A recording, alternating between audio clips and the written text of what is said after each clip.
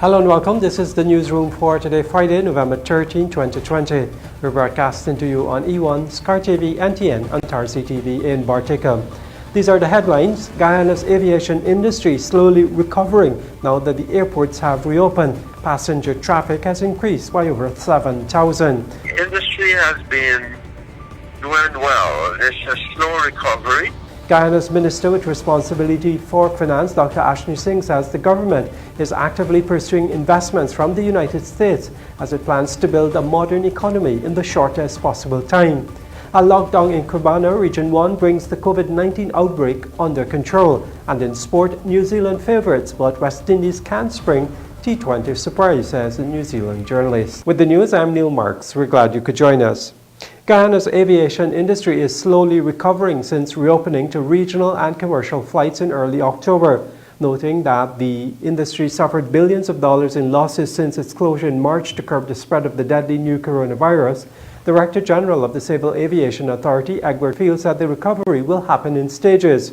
Field, during an interview with the newsroom, revealed that passenger traffic increased to over 7,000 since the airports reopened here. However, he explained that there are challenges with passengers who refuse to pay for their PCR COVID-19 tests upon their arrival. Isanella Patoa reports. All airlines that operate international flights to Guyana have restarted their operations 1 month after the airports reopened. These include Caribbean, Eastern, American, and Copa Airlines, with JetBlue scheduled to begin operations on December 11th. As such, Director General of the Ghana Civil Aviation Authority, Gov't Field, told the newsroom that the industry is recovering with positive signs of further improving. The industry has been doing well. It's a slow recovery. And this is because some of the airlines have got to get themselves in gear. That is preparing for their own startup, training their people.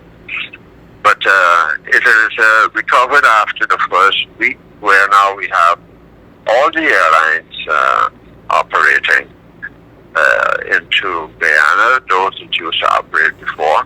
Since the reopening, we've brought over 5,000 persons into Guyana. I think it's just over 5,000. And it's increasing with flights on a daily basis.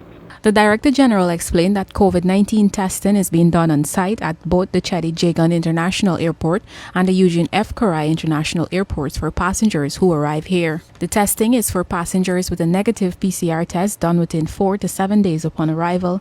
A payment of $85 or 17,760 Guyana dollars is required for the test, but some passengers have been objecting to paying, the Director General explained. If it was done 72 hours or 3 days before the flight, then there's no need for the person to take a COVID test on arrival.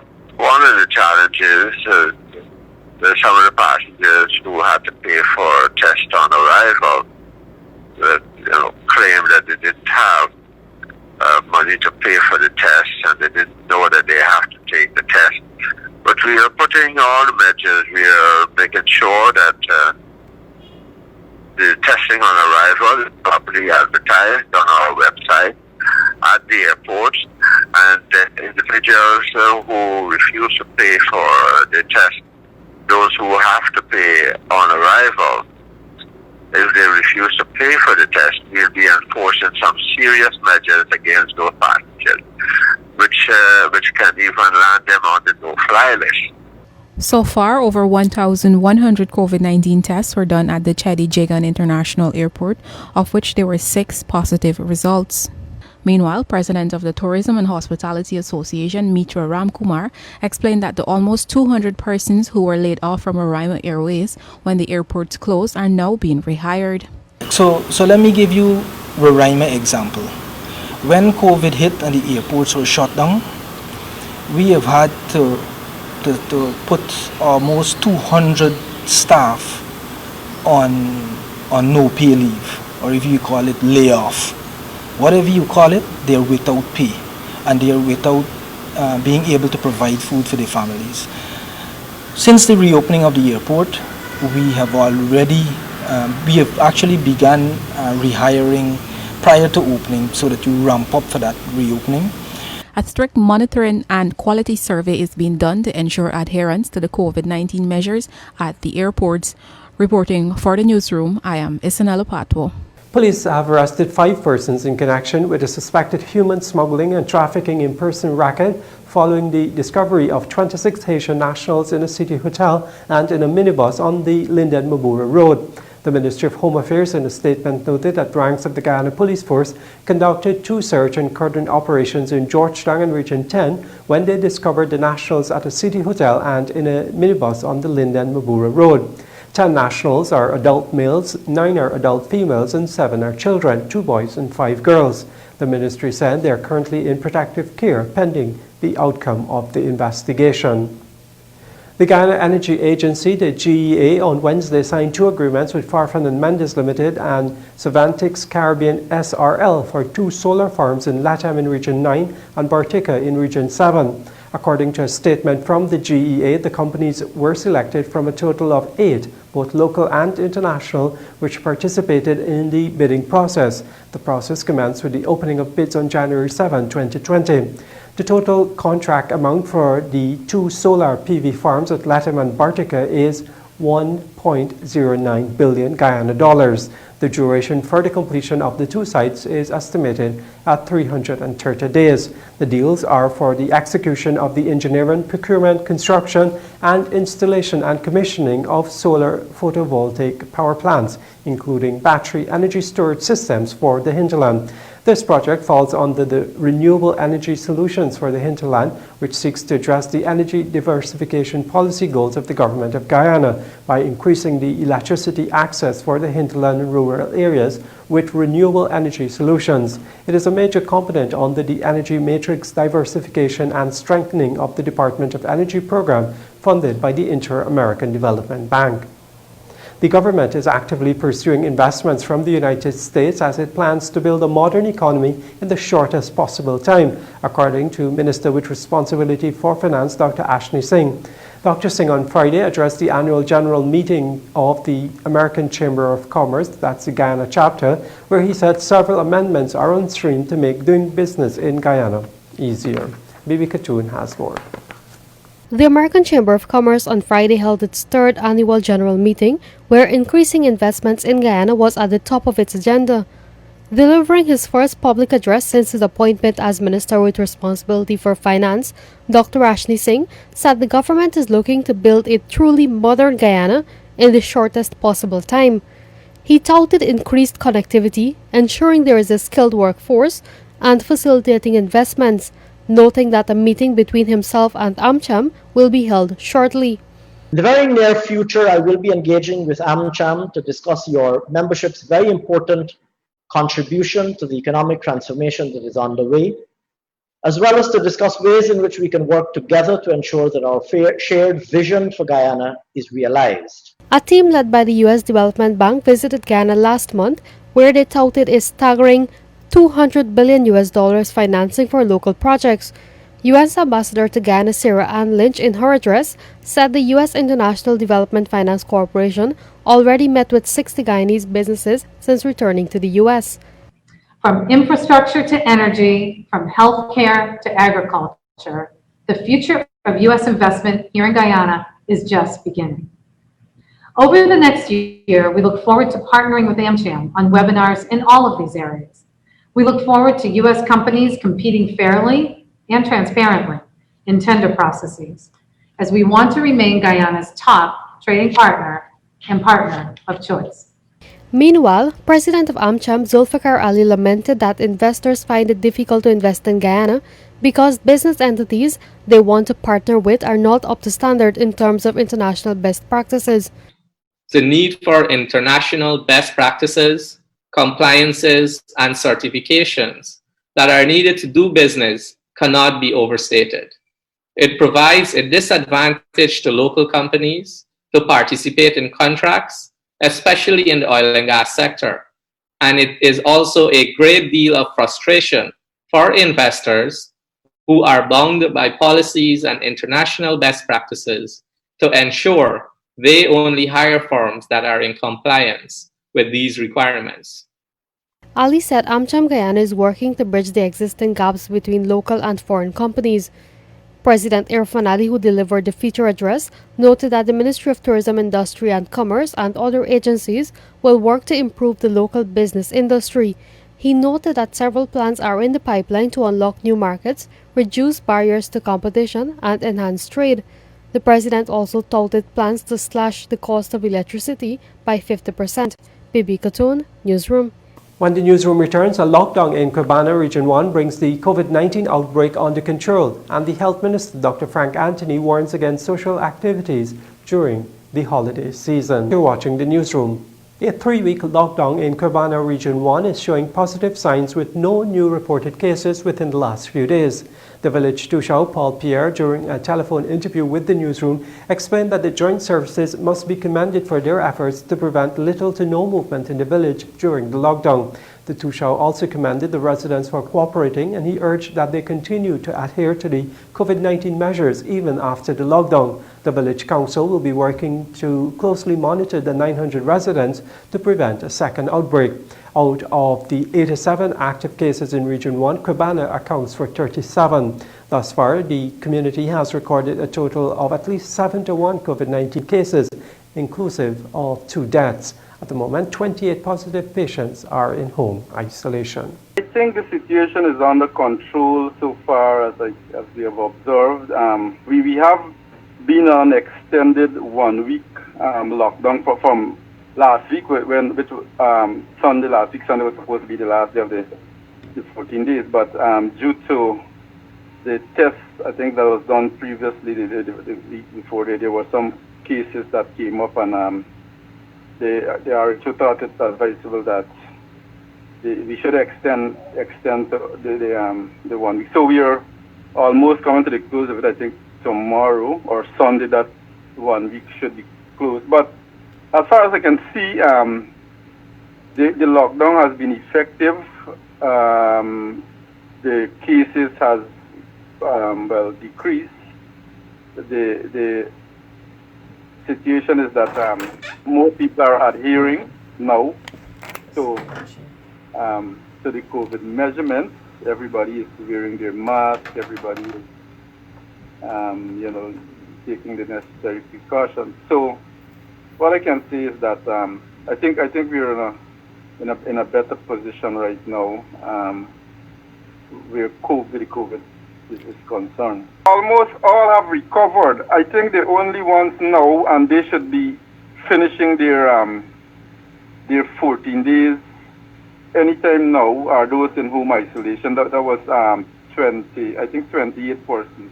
The police and the army personnel are still here in the village.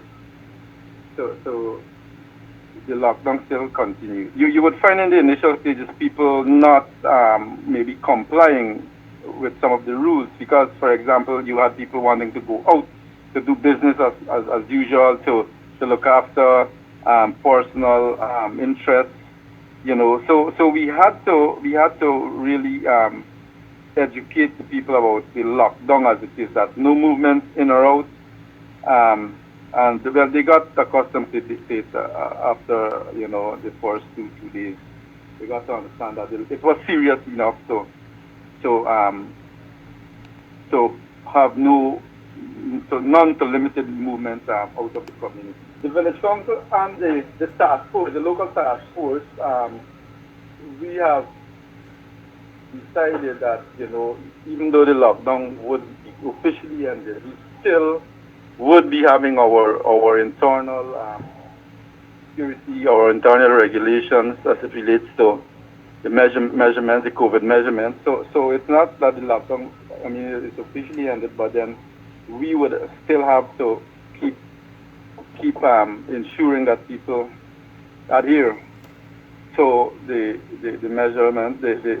We would still continue to monitor the gates, the riverfront. So we would not allow things to go back, as before. I think that would be a very, very great mistake on our part to allow that to happen, because, as we said, there could be a reoccurrence. Health officials in Borima-Waini, that's Region 1, are closely monitoring 14 cases of COVID-19 in Warapokal, Minister of Health, Dr. Frank Anthony, said the diagnoses were made by teams monitoring Cribana and nearby communities. Meanwhile, Dr. Anthony said he was pleased with the progress at Cribana. He said the reducing numbers are a direct result of the ministry's strong collaboration with the village council and residents adhering to self-quarantine measures. Minister Anthony said the techniques used in Region 1 are being implemented in St. Cuthbert's Mission. President Irfan Ali on Friday announced that his government will establish a rapid response team in each administrative region in an effort to effectively address issues facing communities. The president made the announcement during a meeting with residents of Region 6. According to a press release from the President's office, he urged the officials and representatives from the ministries and agencies gathered to guarantee impartiality and fairness when dealing with concerns raised. According to the Office of the President, during the outreach, President Ali personally addressed the concerns raised by residents, which range from access to electricity, water, land allocation concerns, and drainage issues, among others. The head of state charged the representatives from the various agencies to ensure that the concerns raised are dealt with in an expeditious manner. The President also announced that the Ministry of Housing will soon commence construction of homes in the community of Williamsburg in Region 6. Now, as the busy shopping season begins for the holidays, Minister of Health Dr. Frank Anthony is warning persons against loitering and social activities, as this can increase the chances of contracting COVID-19. During his daily COVID-19 update, Dr. Anthony reminded that all bars are to remain closed in keeping with the current guidelines and warned that anyone who breaches the orders will face the consequences. And we are urging people to please, if you have to go do shopping, make sure that you are abiding by the COVID rules that we have put in place. If you don't have to be on the road, if you don't have to be in a shop, don't go. Avoid the crowds, because people tend to go to these places, they window shop and they do all sorts of things. If you're going to get something, just go get it and go home. Don't linger around, because the longer you spend out there, your chances of coming into contact with somebody who is positive for the virus might be higher, and they themselves don't know. So to avoid any exposure, just go do what you have to do and get home. And I think that's the approach that people have to take during this period. Again, during this time, a lot of people want to go to bars, they want to drink, they want to enjoy themselves. This year, that's all different, and bars are not open. According to the COVID order, bars are closed, and we have already written to a number of bars because they have been breaching these orders, and they're not going to get a second warning, because once we have sent them a letter, the second time around would be a closure until this pandemic has passed. So we want to urge people, this thing is very serious, and if we are going to curtail the transmission of the virus, then we really need to work together on this.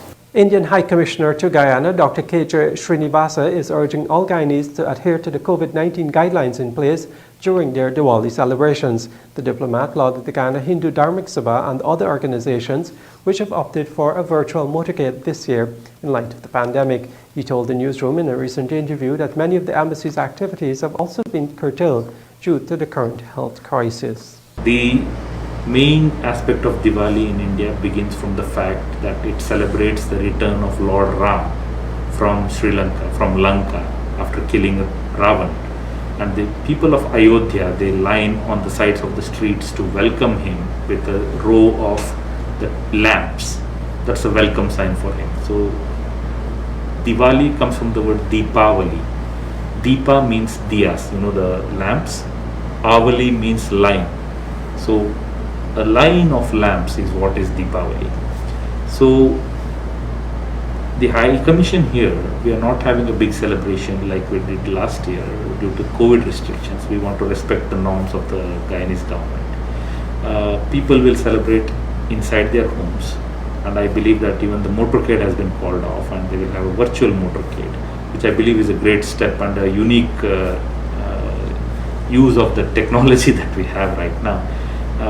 But I would like to take this opportunity to wish a very happy Diwali to all the people in Guyana. When the newsroom returns, the financial weather and bridge reports, along with sport.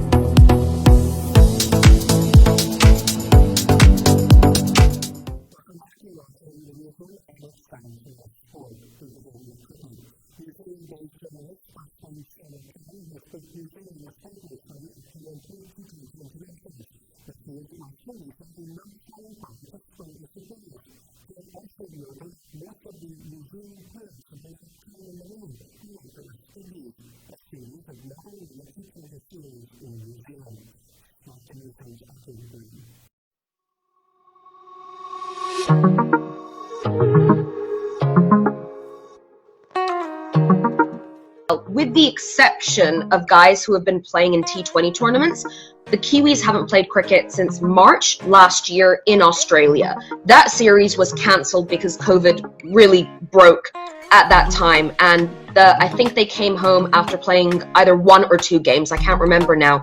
So it's a long gap. It's a gap in which in New Zealand, most of us were in lockdown for a significant period of time. So I'm guessing, the best Kane Williamson could have done to prepare at that time was give slip catches to his dog. So everybody's going to be rusty. It was a great video. I think we all enjoyed that in lockdown, but it's absolutely really significant. Time in the middle is the biggest indicator in this sport, and these guys haven't even been able to get time in the nets. Sometimes rest helps. However, when you haven't been playing cricket in 7-8 months, it's going to be a hard slog. So obviously the West Indies guys are fresher. They've had a very important tour in England, which I think was a highlight for the Northern Hemisphere's summer. It was very important for a lot of reasons, on field, off field. So absolutely, the West Indies players are going to be more fresh. It's going to be significant for New Zealand. There are also some slight injury concerns. So we've been having our domestic cricket on its way here. That's the Plunket Shield. A couple of the guys have already found themselves injured. I think Matt Henry's ruled out because of a thumb injury. Colin de Granholm had a few strains and a few niggles as well. So on this side of things, it's hoping and wishing that everything's going to work out in the next just under 20 days. And finally, from your perspective, what has been, I guess, the most difficult task for West Indies in New Zealand? We know they haven't won a series there. They've actually just won one match since they've been touring to New Zealand. That is the T20 format.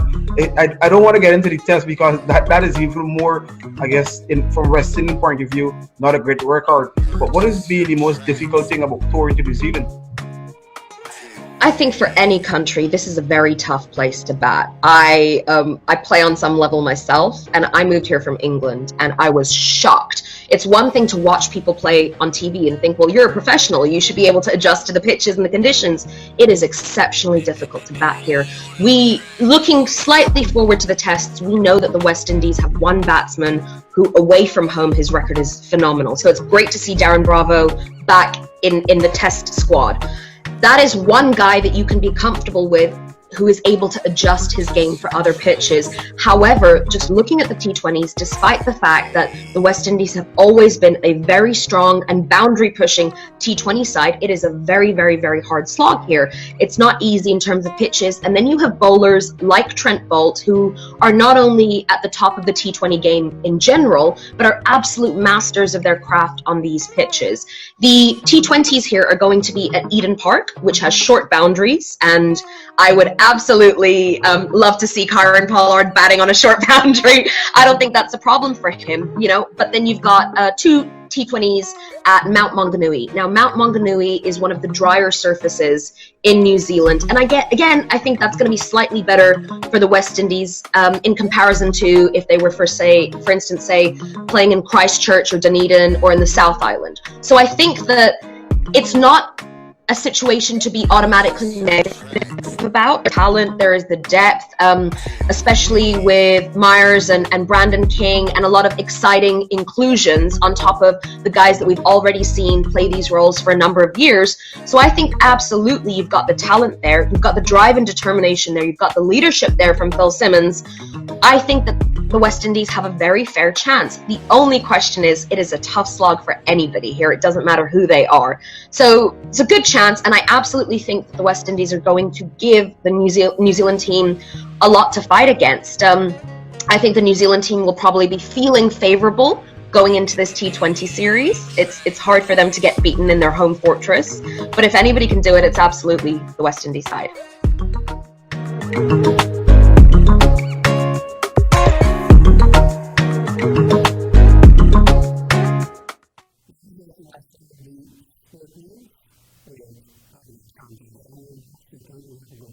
We tell you now that all members of the West Indies team have returned negative results from their third and final COVID-19 test conducted on day 12 of the ongoing tour of New Zealand. More in this report. The players, management and support staff were scheduled to leave managed isolation on Friday and travel to the southern tongue of Queenstown, where they will play a 3-day match and a 4-day game against New Zealand A on November 20 to 22 and November 26 to 29 at the John Davies Oval. Additionally, all of the West Indies players who arrived on Thursday following the end of the Indian Premier League in the United Arab Emirates have passed initial health checks. These players are T20 captain Kieran Pollard, Test captain Jason Holder, Nicholas Pooran, Shimron Hetmeyer, Fabian Allen, Kimo Paul and Sheldon Cottrell. They have entered the managed isolation facility in Christchurch to commence their mandatory quarantine. West Indies are down to face New Zealand in 3 T20s from November 27 to 30 and 2 test matches starting December 3 and 11. But despite the negative COVID-19 tests, it has not been all smooth sailing for the Caribbean side, as this week it was reported some players were in breach of the protocols by sharing food and socializing in the hallways of the government-approved hotel. New Zealand authorities reacted by barring the players from training, something Cricket West Indies Chief Executive Officer Johnny Grave described as a huge blow to their preparation for the series. He did, however, express agreement with the stance taken by the authorities. Head coach Phil Simmons also apologized to health authorities in New Zealand, saying it was embarrassing from a West Indies point of view. Meanwhile, the chief selector Roger Harper was not overly forthcoming on the other candidates discussed for the West Indies vice-captaincy post. In response to a question on whether Guyanese Shimron Hetmeyer was in contention, he hinted there might have been slight consideration. More from Akim Green. There are different views about Hetmeyer's potential for senior leadership abilities, and many of those for him to be given further responsibilities stem from him captaining West Indies to their only Youth World Cup to date. The current panel, which Harper heads, also features head coach Phil Simmons and Miles Bascom, and have opted not to give him such added responsibility at this time. Where was his name in these discussions about vice captaincy for these teams? Akeem, like I said, there were a number of persons and names that came up that was discussed. I don't want to get into particulars. I appreciate that Hetmeyer has got some leadership experience. He's been a successful captain of the West Indies under-19 team. And he of course is someone that, we have in the back of our minds. But like I said, we thought that Roston Chase would be the ideal person to be appointed as vice captain at this time. In February, after he was dropped from the ODI squad for the tour to Sri Lanka over fitness issues, Hetmeyer told Newsroom Sport in an exclusive interview, captaincy is not something currently on his radar since he's still trying to build his own career, but he would be willing to do so if the opportunity arises. In October, Harper told Newsroom Sport the packed international schedule, which often clashes with regional cricket, is affecting how they can nurture future leaders for West Indies cricket. Roston Chase and Nicholas Pooran were recently appointed vice captains of the Test and T20 international teams, and while they both possess undeniable individual talent, they have little leadership experience, especially at a senior level, since neither currently lead their respective franchises, Barbados Pride and Trinidad and Tobago Red Force. Harper hopes that both can be elevated as such when available. Well, one of the challenges we have is that on tours these days, the modern tour does not have a lot of first-class games, so that guys other than the leader, the captain of the touring party will have opportunities to showcase their ability as captains. And on a number of occasions, tours clash with our domestic seasons back in the West Indies. So, you know, in some cases, that prevents guys from getting that real opportunity to get some exposure as far as captaincy is concerned. But yes, I hope when the opportunity arises in our domestic season that these guys will have an opportunity to captain their respective territorial teams. Chase's ascension is more of a surprise since Pooran was deputy to Karen Pollard on the last 20 international tour to Sri Lanka in March. Chase has played 35 tests, while Pooran has played 21 T20 internationals thus far. For the newsroom, Akim Green. The Guyana Boxing Association has received clearance from the National COVID-19 Task Force to resume its activities. President Steve Ninval said at this juncture, the aim is to kickstart basic training. Well, we are very happy that we have been given approval to recommence activity in the boxing fraternity. It's about, I think, 8 months that we have been down. As a matter of fact, the last time that we would have had a competition, the first and last time for this year, was on February 15th. We are very, very enthused that the government could have responded to us promptly, and we want to thank the Minister of Health and the COVID-19 Task Force for seeing it fit to grant us that approval. Right away, we'll be engaging in basic training. In our letter to the Minister of Health, we had stated that there will be no sparring, which constitutes a full contact. So we will not be having any sparring at this time. Of course, as the days go on, we will be re-engaging the Ministry of Health in case we need to step up our activity. But again, we are very, very happy, and we will have basic training starting immediately. And finally in sport, Liverpool forward Mohamed Salah has tested positive for coronavirus while on international duty with Egypt. The Egyptian Football Federation said on Friday that Salah, aged 28, returned a positive test but is not displaying any symptoms. They added that the other members of the team had tested negative. Egypt hosts Togo in African Cup of Nations qualifying on Saturday, followed by the reverse fixture in Togo on Tuesday. Salah will now self-isolate and could miss Liverpool's next 2 matches. Salah has started all 8 of Liverpool's Premier League games this season, scoring 8 goals. And with that, we've come to the end of the news for this evening. My name is Avinash Ramzan. Have a safe weekend. See you next time.